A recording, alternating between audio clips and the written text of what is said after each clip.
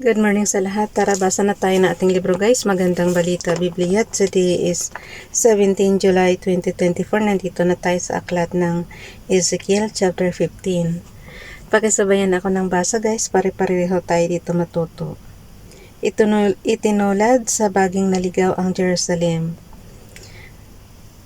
Ezekiel chapter 15 verse 1. Sinabi sa akin ni Yahweh, verse 2, Ezekiel, anak ng tao, ano ba ang kahigtan ng puno ng obas kaysa punong kahoy sa gubat? Verse 3, mayroon ba itong ibang mapagagamitan? Maaari ba itong gawing tulos o sabitan ng kagamitan? Verse 4, hindi. Ito ay panggatong lamang at kung masunog na ito'y wala ng silbi. Verse 5, kung noong buo pa ito ay wala ng mapagagamitan, gaano pa kung uling na, lalong wala ng gamit. Sa generation namin ngayon, Father God, gumagamit na kami ng uling pangluto. Verse 6, kaya naman ipinapasabi ni Yahweh kung paanong ang baging ay kinukuha sa gubat upang igatong, gayon ang gagawin ko sa mga taga Jerusalem. Verse 7, tatalikuran ko sila, makatakas man sila sa apoy, ito rin ang papatay sa kanila at makikilala ninyong ako si Yahweh kapag naparusahan ko na sila. Verse 8, ang lupaing iyon ay gagawin kong puok ng lagim pagkat hindi sila naging tapat sa akin. Ezekiel chapter 16, ang kawalang katapatan ng Jerusalem. Alam, mahaba-haba ito guys. Ezekiel chapter 16 verse 1. Sinabi pa sa akin ni Yahweh, verse 2, Ezekiel, anak ng tao, ipamukha mo sa Jerusalem ang kanyang kasuklam-suklam na gawain. Verse 3, sabihin mong ipinapasabi ni Yahweh na kanyang Diyos, ikaw ay mula sa Kanaan, Amoryo ang iyong ama at Hitea ang iyong ina. Verse 4, nang ikaw ay isilang, hindi ka pinutulan ng pusod na pinaliguan ni kinuskus ng asin ni binalot ng lampin. Verse 5, walang nag-uukol ng panahon upang gawin sa iyo ang isa man sa mga bagay na dapat gawin, wala man lamang naawa sa iyo. Basta ka na lamang inilapag sa lupa nang ikaw ay isilang. Verse 6, nadaanan kitang kakawag-kawag sa sarili mong dugo. Sinabi ko sa iyo noon na mapubuhay ka. Verse 7, at lalaking tulad ng mga halaman sa parang lumaki ka nga at naging ganap na dalaga. Malusog ang iyong dibdib, mahaba ang iyong buhok, ngunit ikaw ay hubot-hubad. Verse 8, nang madaanan kitang muli, nakita ko ikaw ay handa ng umibig, kaya ibinalabal ko sa iyo ang aking kasuotan upang matakpan ang iyong kahubaran. Nangako ako sa iyo ng buong katapatan, nakipagtipan ako sa iyo at ikaw ay naging akin. Verse 9, pinaliguan kita, nilinis ko ang dugo mo sa katawan at pinahirang kita ng langis. Verse 10, dinamtan kita ng may magagandang borda at sinuotan ng sandalyas na balat. Binalot kita ng pinong lino at damit na seda. Verse 11, sinuotan kita ng pulseras sa magkabilang braso at binigyan ng kwintas. Verse 12, binigyan kita ng hikaw sa ilong at tainga. Pinutungan kita ng isang magandang korona. Hindi na pala bago guys yung yung hikaw sa ilong tsaka sa tainga. Yung sa ilong ba? Kahit nung araw meron na Verse 12, binigyan din kita ng hikaw sa ilong at tainga. Pinutungan kita ng isang magandang korona. Verse 13, nagayakan ka ng alahas na pilak at ginto. Ang kasuotan mo'y pinong lino, piling sida at tilang nabobordahan ng maganda. Ang pagkain mo yari sa pinakamainam na harina, pulot pukyutan at langis ang iyong inumin. Lumaki kang walang kasing ganda at nalagay sa katayuan ng isang reyna. Verse 14, natanyag sa lahat ng bansa ang iyong kagandahan sapagkat lalo itong pinatingkad ng mga palakmuting iginiyak ko sa iyo. Verse 15, ngunit naging palalo ka dahil sa iyong kagandahan, kaya nahumaling ka sa kahalayan at ang sarili mo'y ipinaangkin sa lahat ng makita mo. Verse 16, hinubad mo ang bahagi ng iyong kasuotan ginamit sa pagtatayo ng altar sa mga burol at doon mo isinagawa ang iyong kahalayan. Wala pang nangyayaring tulad nito at wala nang mangyayari pa sa hinaharap. Verse 17, hinubad mo rin ang ilan sa magagandang alahas na ginto at pilak na ibinigay ko sa iyo at ginawang larawan ng mga tao na iyong sinamba. Verse 18, binalot mo ito ng balabal mong puno ng magandang borda at ginamit mong pabango ang aking langis at insenso. Verse 19, tinustusan kita na pinakapinong harina tinustusan kita ng pinakapinong harina, langis at pulot pukyutan, ngunit pati tinapay na ibinigay ko sa iyo ay inihandog mo sa kanila. Ezekiel chapter 16 verse 20, ang mga anak na ipinagkaloob ko sa iyo ay inihandog mo rin sa iyong Diyos-Diyosan, hindi ka panasiyahan. Verse 21, pinatay mo pati ang mga anak at sinunog bilang handog sa iyong Diyos-Diyosan. Verse 22, pagkaganyan guys, kulto na yan. Biro mo, papatay mo yung anak mo para lang sa Diyos-Diyosan mo. Verse 21, pinatay mo pati aking mga anak at sinunog bilang handog sa iyong Diyos-Diyosan. Verse 22, nang gawin mo ang mga kasamang ito at ang iyong kahalayan ay hindi mo naman naisip ang kalagayan mo noong bata ka, hubad at kakawag-kawag sa sariling dugo. Verse 23, sinabi ni Yahweh, kahabag-habag ang kasasapitan mo pagkat bukod sa mga kasamaang iyon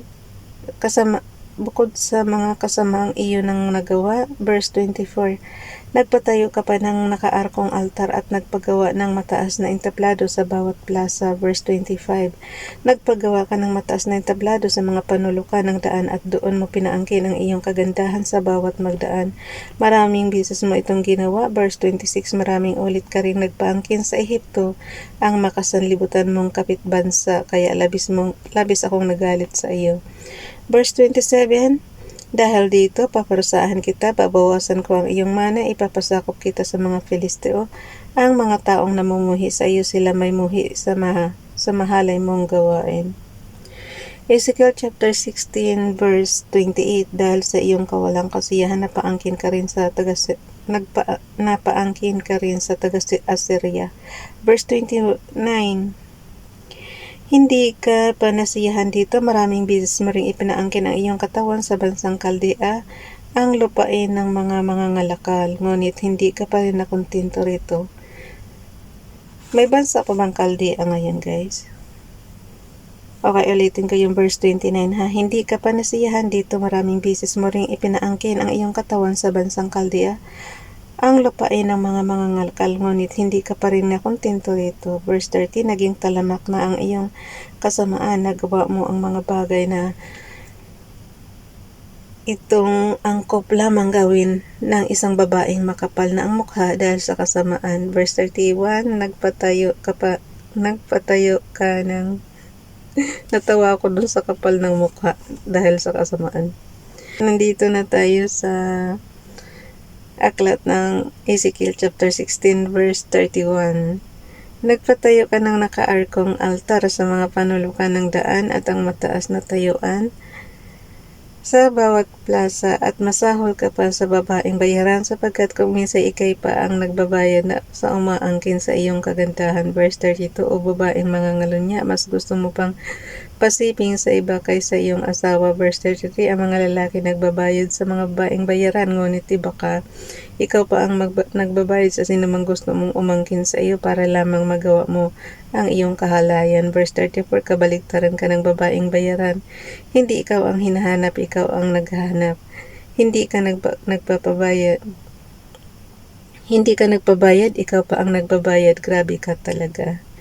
Ang hatol ng Diyos sa Jerusalem. Verse 35, kaya nga babaeng ubod ng sama, dinggin mo ang salita ni Yahweh. Verse 36, ito ang kanyang ipinapasabi, winaldas mo ang iyong ari-arian, inilagay mo ang iyong sarili sa kahihiyang kalagayan dahil sa pagiging mahalay, sumamba ka sa mga Diyos-Diyosan, pinatay mo't inihandog sa mga ito ang iyong mga anak. Verse 37, kaya titipunin ko laban sa iyo ang lahat ng naging mangingibig mo, maging mga minamahal o magiging kinapuputan mo sa harap nila'y huhubaran kitan upang malagay ka sa matinding kahihiyan. Verse 38, hatulan kitang tulad sa isang babaeng taksil sa asawa at berdugo ng sariling mga anak at sariling. Verse 38 guys, hahatulan kitang tulad sa isang babaeng taksil sa asawa at berdugo ng sariling mga anak. At sa tindi ng galit ko sa iyo, paparusahan kita ng kamatayan. Verse 39, ibibigay kita sa kanila, gigibain nila ang mga altar mong nakaarko at ang mataas na entablado, huhubaran ka nila ng iyong kasuotan at alahas, kaya iiwan kanilang hubot-hubad. Verse 40, ipadudumog ka nila sa makapal na tao, babatuhin ka nila at ipatad